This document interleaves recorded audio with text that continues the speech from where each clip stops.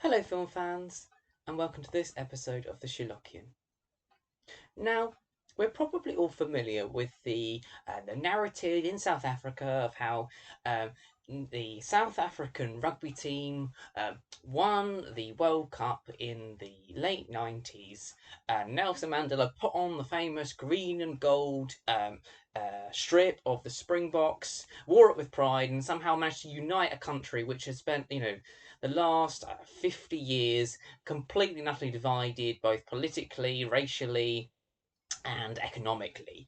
Um, and this is often a famous example touted by everybody from historians to sports commentators about how sport can be used to kind of bring together a nation even in the most trying and difficult circumstances. But many people are unaware of the very similar story that happened in Cameroon, not with rugby, but with football. How Cameroon's footballers pretty much stopped a civil war. So I recently watched a documentary called Green Lions, Cameroon 1990 or something like that. It's on BBC, you can still watch it. And it's a brilliant documentary about the Cameroon football team in the 1990 World Cup.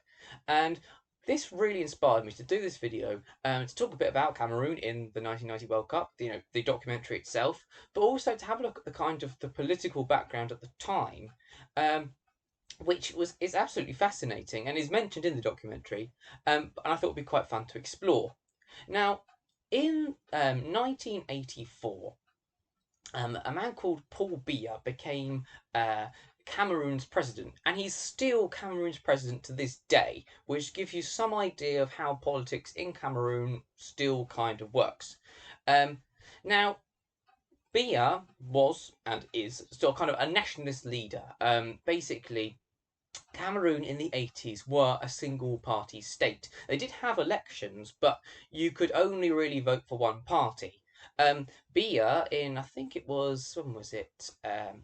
1980. In fact, when he was elected in 1984, he won with 99.98% of the vote, which is very impressive until you realise he was the only candidate and there was only one party. So he was doing, quite well, but there was no opposition. Now, Biya was, reasonably liberal for what was, in essence, a dictator, at least of sorts. He, his rule, he did, obviously, there was only one party, and there was a certain kind of relinquishing of the more kind of sort of hardline rules of his predecessor, but still, Cameroon was very much a single party state. However, as the 80s developed, there was a considerable pressure that Cameroon should have, a multi-party system, and Biya was sort of gradually worn down by this opposition until at the end of 1990, he basically he gave in and said, "All right, they'd have elections in 2 years' time, and there would be, more than one party you could vote for." Um, in the end, as you can imagine, because he's still in power, Biya still won. He won with 40% of the vote. His nearest rival got something like 36. Um, and Biya is obviously still in power to this day, and there are lots of allegations about various things like corruption and the fact that basically Biya and his party pretty much bankroll a lot of smaller parties in order to try and basically split the vote, to make sure that they always have a large majority. But that's kind of here nor there, no, neither here nor there. So what I want to look at is how the football influenced the politics. Now, Cameroon were already quite successful for an African national football team. Now, it has to be said that in the 80s, the bar for African national football was not particularly high. Football was very popular, obviously, in Africa, not least due to sort of the effects of colonialism. A lot of the countries that invaded the various African nations, people like, obviously the British, the French, the Germans, the Italians, all quite mad keen on football. So this sort of variously got spread about. Cameroon was actually occupied first by the Germans, then after the First World War, by the French and the British. So, they had this kind of strange mixed history of colonization anyway, and football had kind of percolated down anyway. a lot of Cameroon's footballers actually played in France, so there was that quite strong link between Cameroon and the French league. Um, and so, football was a very popular sport. And it's quite interesting listening to the players' kind of testimonies about their kind of early lives. For instance, they talk about things like the fact that one of them said his dad banned him from playing football until he passed his exams. And it's very clear that they had, very hard upbringings, and this did affect their football when they got to the World Cup.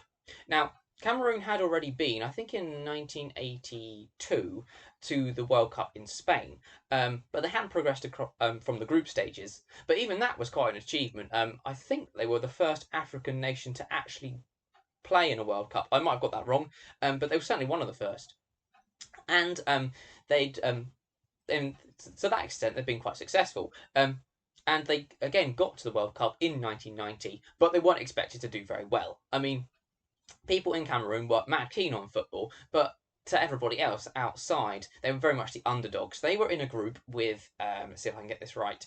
They had Russia. They had, let's see if I can remember the other country. I think it was Romania, and then they had Argentina. Now, in 1990, Argentina were arguably the team to beat, or one of them. They still had Diego Maradona, arguably the greatest player in the world at the time, and they'd actually won the previous World Cup with Maradona on fire. I mean, 1986 World Cup in Mexico is famous for Maradona's hand of God goal against England and his other goal against England when he ran from pretty much the halfway line and took it round about 3 players, round the goalkeeper and slotted it into the net. So clearly they were themselves quite, daunted by the fact they were going to have to play arguably the greatest team in the World Cup in their first game. Now, they apparently they talked very honestly about how nervous they were.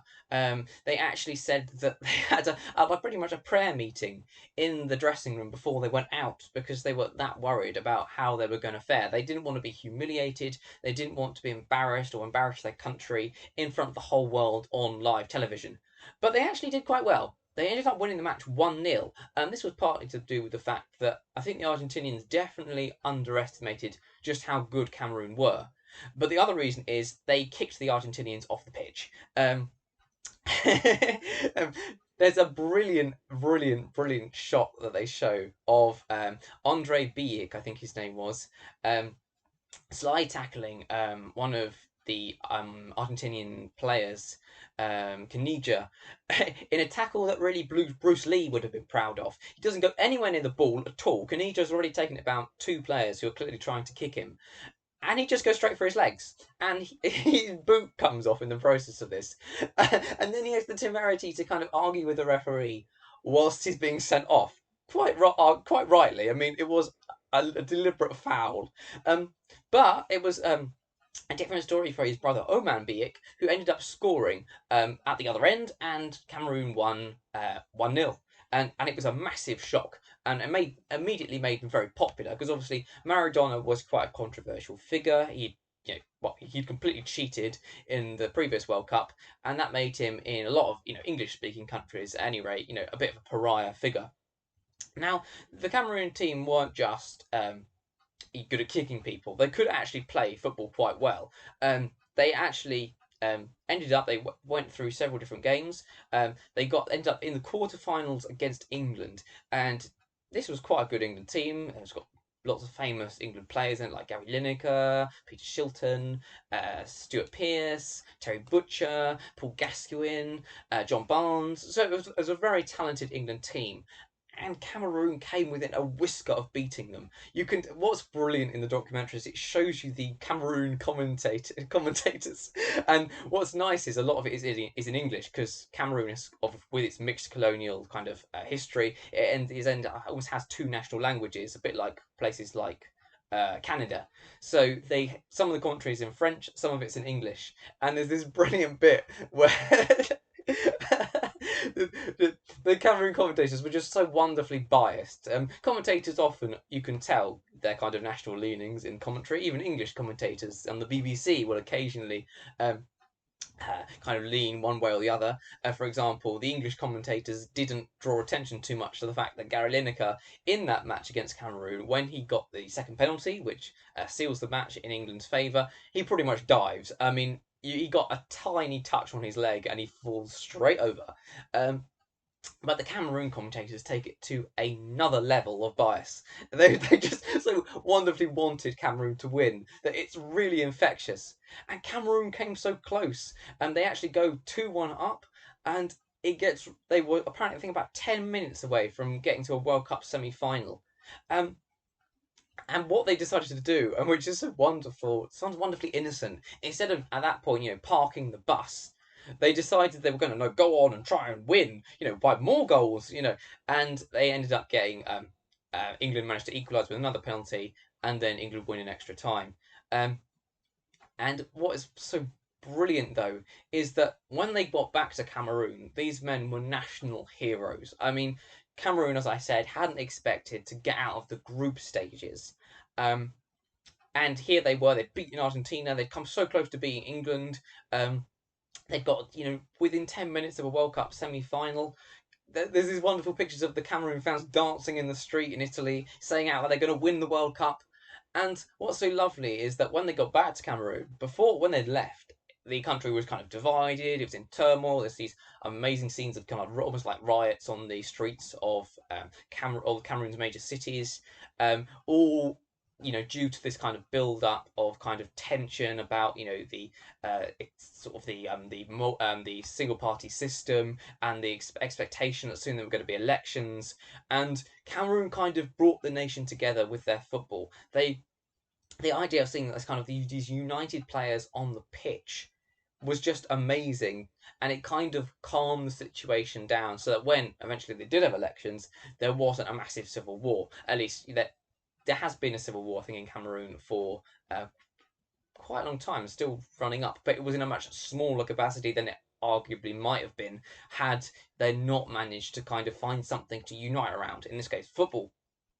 The other thing that's amazing about the documentary is it shows you their cult status in Cameroon, these ex-players. And what is amazing is just that it was incredible, but also you felt really sorry for them because they're treated like celebrities, like footballers in Western countries are. But footballers in Western countries aren't we don't treat them like gods. We don't think that they're like almost infallible and they can help us. These people had people coming up to them basically asking them for money. They said that one of the problems they had is that people assume because they'd played football that they were rich, and that wasn't true, for at least for most of them anyway.